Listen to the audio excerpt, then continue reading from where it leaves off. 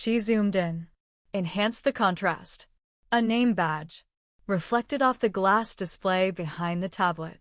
It hadn't been visible in the original orientation, but in the mirrored version, it caught the light in just the right way. Lena froze.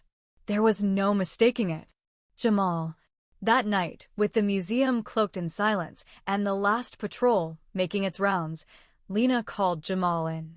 He entered the office slowly, hands tucked into the pockets of his hoodie, eyes darting to the mirror on the table, its surface now draped with a cloth.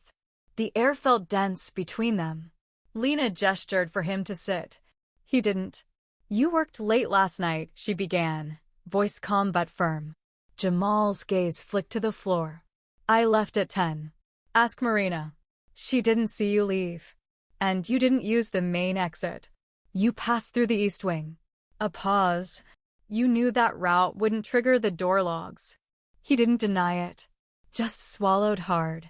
"I just wanted to see the tablet again," he said, barely above a whisper. "One more time before she locked it away." She said, "I wasn't ready." "Ready for what?" Jamal's eyes shimmered, glassy with memory. He exhaled, slow and jagged. "To be remembered." He sat down then, slowly, like his body couldn't hold the weight of the truth anymore. And he told her everything. How he'd been obsessed with Helen's work, not just the discovery, but what it could mean. How he'd seen the notes she tried to hide, pieced them together, mirrored the glyph. How the coordinates led him to storage B7 and the mirror. How he'd gone back to her office, flushed with excitement, ready to prove himself. But Helen had already known. "She caught me there," he said. She wasn't angry. Just afraid. Afraid of what? He looked up at Lena then, something fragile in his face. She said it wasn't about fame or history.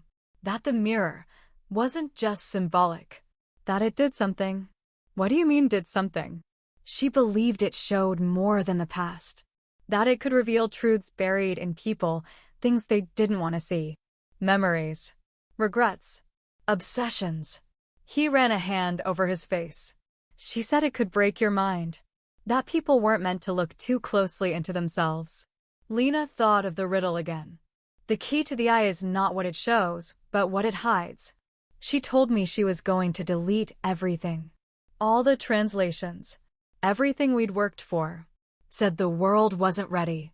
And you killed her. I didn't mean to. His voice cracked. She reached for her laptop. I panicked.